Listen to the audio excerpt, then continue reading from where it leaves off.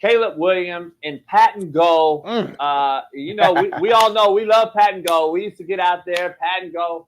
He threw this ball and break it down from a whole operational standpoint, Shaun, that the most casual fan won't understand. Operational meaning that I'm trying to explain that Keenan takes off and now he's already getting topped in right there. He wants to go get that ball, in my opinion, if I'm looking at the receiver by his speed, because we don't want to slow down as a wideout at top speed or getting to top speed.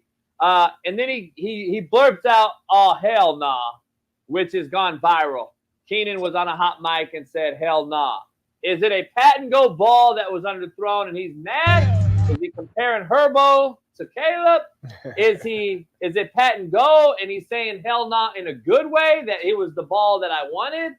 Where are you at with this whole thing? Because we don't know. We're all speculating at this point. I mean, this is no bearing to me because you got to have context on something like this. First of all, for all you quarterback and coaches and OCs out there, quarterback can throw his arm out and pat and go. If you don't have those reps balanced out right, and he's throwing too many go balls to start practice, I mean, you could really fatigue that arm quickly. So you don't know where Caleb is in pat and go. Where's the wide receiver?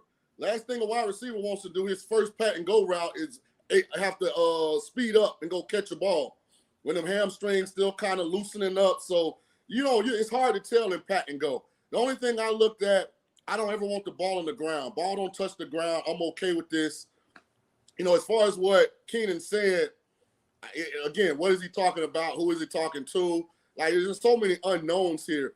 Yeah, but that's why I said we don't know. Yeah, the moral of this story is, listen, quarterback coaches, OCs, you can throw your quarterback arm out and pat and go. You got to divide those reps up properly.